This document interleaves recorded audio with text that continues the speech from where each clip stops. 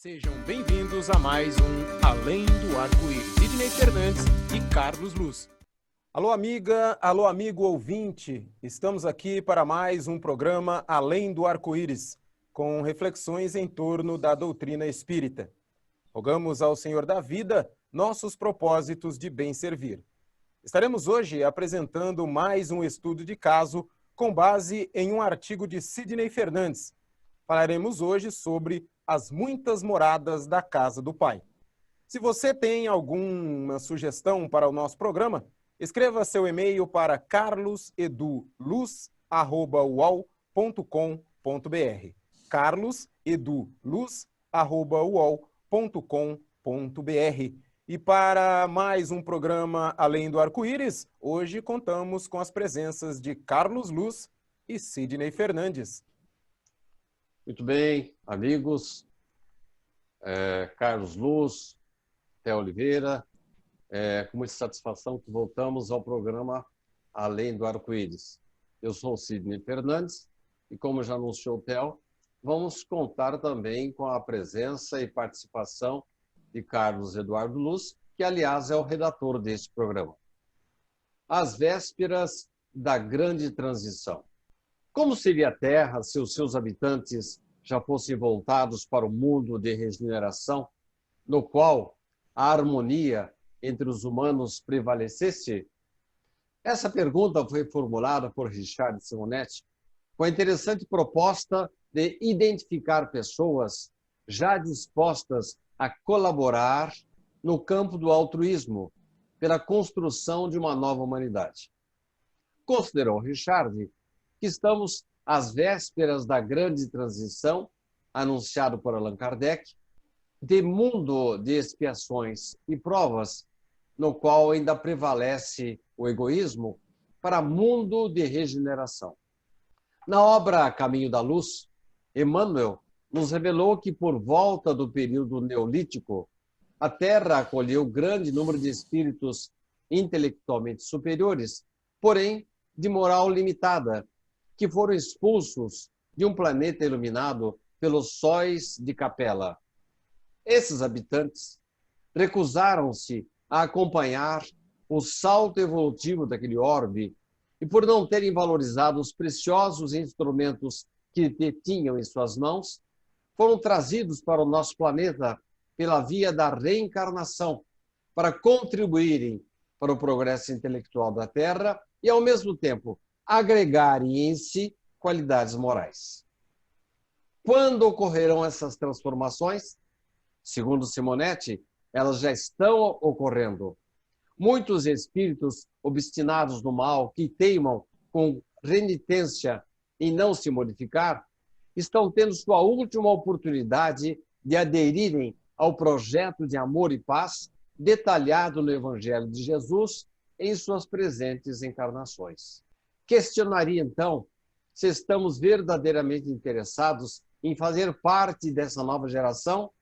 Atentemos, pois, para a história de um homem que foi mandado por engano para o inferno. Era um sujeito tão bondoso que somente poderia ir para o céu. Como seu nome não estava na lista dos eleitos, foi encaminhado para o inferno. Alguns dias depois, o próprio Lúcifer apareceu nas portas do céu, exigindo providências do santo responsável. Você mandou aquele sujeito para o inferno e ele está me desmoralizando. Chegou lá, escutando as pessoas, olhando-as nos olhos, conversando com elas. Agora está todo mundo dialogando, se abraçando, se beijando. O inferno não é lugar para isso. Por favor, traga esse sujeito para cá. Bem, a conclusão desta história é que nós devemos viver de tal forma que, se por engano formos parar no inferno, o próprio demônio nos trará de volta ao paraíso. Carlos Eduardo Luz, mostre-nos qual a maneira, qual é a fórmula para herdarmos o mundo de paz e felicidade prometido por Jesus. Aqueles que se esforçam na ação pacífica de convivência e vão ter o direito, o mérito para continuar reencarnando na Terra quando esta for promovida de mundo de expiações, de provas. para o mundo de regeneração. Qual que é o jeito, Carlos, de ficarmos por aqui mesmo? Então, Sidney, eu acredito que a gente deve ficar com a resposta dada por Richard Simonetti. Na medida em que estivermos dispostos a edificar o bem e a orientar nossas vidas, no sentido de construir a solidariedade no mundo, treinaremos a nossa capacidade de servir. Assim, estaremos nos qualificando para um mundo de regeneração. Ou seja, tratando da nossa evolução pessoal, se cada um cuidar da sua evolução, com certeza o mundo automaticamente será promovido de mundo de provas e expiações para mundo de regeneração. É aquela história se a gente cada um varrer à frente da sua própria casa, o mundo ficará limpo, né? Então, se cada um cuidar da sua melhora e ajustar o seu proceder, o seu pensar, o seu falar, em termos do que nos ensina o Evangelho de Jesus, aí sim nós estamos fazendo a nossa parte em construir esse mundo de regeneração. Como sempre, você é muito feliz nas suas metáforas, e eu acrescentaria que nós teríamos que limpar não apenas a frente da casa, mas o interior da nossa casa e o interior da nossa alma, né, Carlos? Eu tava pensando nessa questão do interior. Quando a gente fala varrer à frente, eu acho que, obviamente, quem escreveu isso devia incluir a frente e principalmente o interior, como você destacou aí, né, Cid? Ô, Carlos, há uma frase de Jesus em que ele afirma peremptoriamente, sem sombra de dúvida, não há margem a interpretação diferente, de que há muitas moradas na casa do meu Pai. Essa afirmativa de Jesus, ela se refere, obviamente, a vários tipos de mundos habitados. E dentro dessa questão que nós abordamos, a questão anterior, pressupõe-se que as pessoas não estão com um comportamento adequado, eles vão ser convidados a habitar em outros mundos. Podemos entender, portanto, essa afirmativa de Jesus como esses vários tipos de mundos habitados que vão receber tanto aqueles que não têm comportamento adequado ao da terra, como aqueles que já estão com um comportamento melhor que da terra. Enfim, essa fieira de mundos, ela pressupõe as várias moradas da casa do Pai citadas por Jesus? Sim, a resposta é afirmativa, né? Mundos na nossa realidade material, bem como mundos de matéria sutil ou quintessenciada na nomenclatura de Kardec. Então, quando Jesus falou em muitas moradas, a gente pode imaginar, né, essa realidade material. Inclusive, Chico, existem polêmicas que as pessoas às vezes não entendem, que a literatura espírita fala na existência de seres que habitam mundos estéreis, mas eles habitam, mas não a parte material desses mundos, né? Assim como existe aqui no nosso planeta cidades, colônias como o nosso lar, né, que são ligadas ao planeta, mas são realidades de matéria quintessenciada, de matéria sutil e não de matéria densa. Existem também possibilidade de mundos como a própria superfície do Sol, que tem uma temperatura absurdamente alta, de ter espíritos que ali vivem, né? Ser habitada por espíritos, entidades espirituais. Então, quando Jesus falou em muitas moradas na casa do Pai, existem, então, muitos mundos, tanto materiais quanto mundos espirituais, nos vários orbes, nos vários planetas, nos vários astros, estão permeando o universo. Carlos, ontem eu assisti a uma previsão de que o Sol, daqui a alguns milhões de anos, ou bilhões, não sei bem, você que é o cientista vai explicar melhor, vai acabar engolindo aí vários planetas, incluindo a Terra. Ô, Carlos, e daí, onde é que nós vamos morar, Carlos? Existe, assim, uma imigração de espíritos entre os mundos habitados e habitáveis? É interessante que uma vez tinha, no tempo da Guerra Fria, né, alguém muito preocupado com a possibilidade do americano ou do russo iniciar a guerra e isso aí acabar com o planeta. Aí perguntaram para o Chico, mas e aí, Chico? Chico Xavier, né? Que se acabar com esse nosso mundo, como é que fica a nossa situação? Aí o Chico, naquela sua maneira mineira de falar, assim, não se preocupe não, meu filho. Deus arruma um lugar para a gente ficar. Ou seja, arruma um outro orbe, um outro mundo, uma outra maneira, né, da gente habitar. A gente vai reencarnar no outro mundo, em outra realidade, ou até viver em estado de espírito em um orbe ligado. E então a gente, essa emigração de espíritos, ou seja, espíritos saem de um lugar e que chegam no outro, eles acontecem através do mecanismo da reencarnação. Você desencarna aqui, fica um tempo na espiritualidade e reencarna num outro orbe, num local distante, aí, anos-luz daqui, aí você pode continuar o seu processo evolutivo tendo um corpo lá, né, vivendo aquela realidade, daquele mundo, daquele orbe. Ô, Carlos, mas espera aí, agora você me deixou confuso, porque no próprio Livro dos Espíritos, Allan Kardec indaga os mentores espirituais com relação aos corpos. Você acabou de acenar com a possibilidade aí de termos um local para ir se não tivermos mais a Terra à disposição. Isto é, não estaremos desprovidos de teto.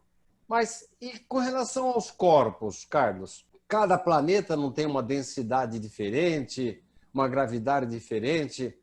Como é que vai funcionar se esses seres que habitam os diferentes mundos têm corpos semelhantes ou diferentes dos nossos? Sidney, é fora de dúvida que tem corpos, porque o espírito precisa estar revestido de matéria, né, para atuar sobre a matéria. Então a gente precisa de uma interface. O nosso espírito, né, que somos nós, a nossa essência, a nossa individualidade, ele para interagir no mundo material, ele precisa de uma interface, né, igual em informática aí, para você fazer uma conexão com alguma coisa, você precisa de uma interface que faça a conexão, né? Então a gente precisa de uma interface para fazer funcionar o nosso corpo nesse orbe, nesse mundo que tem uma biologia diferente, que tem uma física diferente, né? Ou seja, tem a atmosfera que tem outros tipos de gases. Então o que vai acontecer? Lá a gente vai ter um corpo adequado àquela realidade planetária que está lá, né? O nosso espírito, então, ele vai ter uma interface que vai adequar, que vai permitir que ele possa interagir nesse corpo, interagir no mundo. Então, esse envoltório, essa interface, ele tem que ser mais ou menos material conforme o grau de pureza que chegaram os espíritos. É isso que determina a diferença entre os mundos que temos que percorrer. A pergunta 181 do Livro dos Espíritos, ela questiona os espíritos da codificação se os seres que habitam diferentes mundos têm corpos semelhantes ao nosso. Então a resposta que foi dada é isso, de certa maneira que eu falei aqui. O Carlos, quando você fala em interface, eu me lembro de uma ocasião que André Luiz estava indo para os domínios lá de Gregório, a pedido da mãe dele, no livro Libertação. E quando eles chegam ali nos domínios de Gregório, eles têm que se adaptar àquele local, têm que respirar, inclusive, uma substância muito pesada, muito densa. Isso é até desagradável para eles. Quando você fala nessa interface, é isso? É essa adaptação ao local onde o indivíduo vai permanecer durante algum tempo? É isso, Carlos? Você falando em linguagem informática, assim, seria um plugin adaptado ao nosso perispírito, né? Ou seja, é um jeito de adaptar, porque o perispírito é que faz a interface entre o espírito e o corpo. Então tem uma parte do perispírito que é específica da realidade biológica, né? A parte que fica mais conectada no corpo físico, ela tem que ser adequada à parte biológica. E a parte biológica desses mundos habitados aí, então, teria que ter uma ação, né, que coordenasse o sistema nervoso, o sistema dessas criaturas que lá vivem, né, desses seres inteligentes que lá vivem. Eu não sei se ficou melhor emenda do que o soneto, porque você fala de uma hora em interface, depois fala em plugin, agora não sei direito, mas é uma questão de adaptação, né? Aquela parte flexível do perispírito que se amolda à nova situação. Seria isso, Carlos? Exatamente. É interessante a gente pensar em termos de espírito, a ligação entre o espírito e o corpo. É muito parecido da ligação entre o software e o hardware, ou seja, a parte, né, de programação dos computadores e a parte material dos computadores. Há uma similaridade. Se a gente pensar também que quem criou os computadores, né, as pessoas, nós somos semelhantes, né, criados à semelhança de Deus. Então, a nossa criatividade e a nossa fonte de inspiração pode buscar a solução que ele deu, né?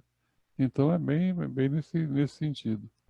Ô Carlos, eu queria saber a sua opinião. O que as religiões falam sobre a destinação permanente para a alma? Se nós pegarmos a trilogia de Dante Alighieri, o livro dele que fez mais sucesso, sem dúvida, foi O Inferno. E ali, Carlos, ele quase que prova que assim embaixo da Terra existe uma espécie de cornucópia, um funil com várias fases, e após a morte do corpo físico, o indivíduo vai para a danação interna e outros pequeno percentual aí de santos que iria para o céu. Aliás, esse céu deve ser bastante, vamos dizer assim, deserto, né?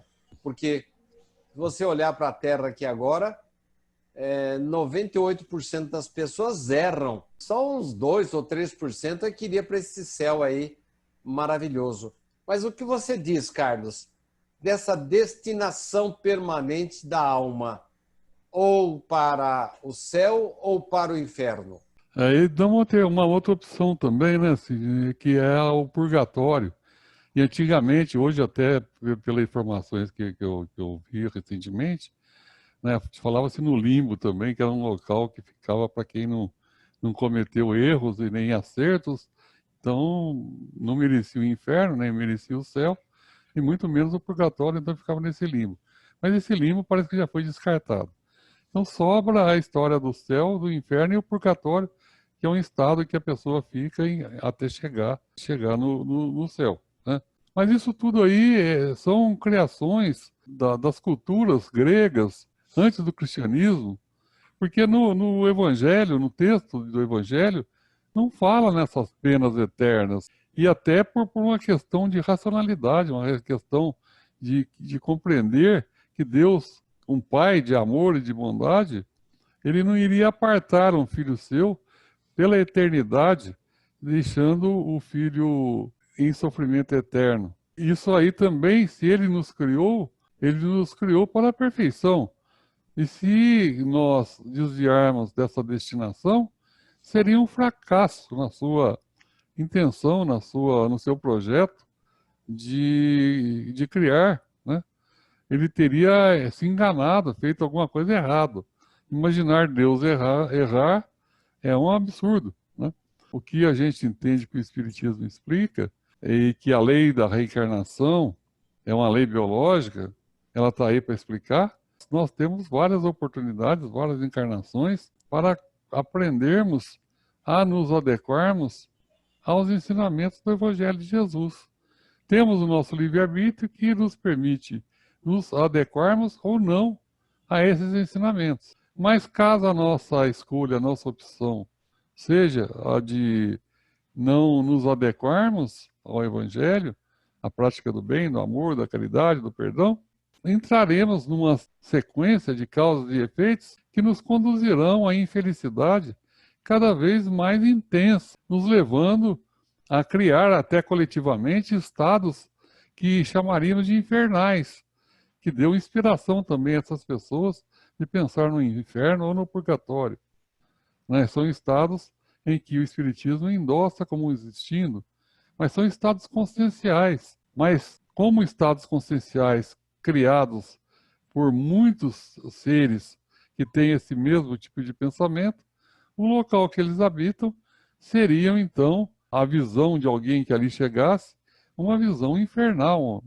Então, mais da ideia desse sofrimento ser eterno, né, ele não existe a menor possibilidade, porque pelos motivos que a gente acabou de elencar. Então, conclusão, existe a reencarnação, como diria Richard Simonetti, por mais longe que nos levam nossos desatinos, eles nunca nos levam mais longe que lá não chega o amor de Deus, nosso Pai. Então, sempre nós teremos a oportunidade de retornar aos braços do Pai através da prática do bem, do amor, da caridade, do perdão e das virtudes que o Evangelho está aí nos disponibilizando. Muito bem, Carlos. Agradeço sua participação. Devolvo agora para o Theo Oliveira para o encerramento de mais um programa Além do Arco-Íris. Muito obrigado pela sua audiência. Ficamos sempre muito felizes em tê-los conosco aqui em nosso programa Além do Arco-Íris. Que Jesus nos abençoe e que possamos estar juntos na próxima semana. Até lá, fiquem todos com Deus. Sejam bem-vindos a mais um Além do Arco-Íris. Sidney Fernandes e Carlos Luz.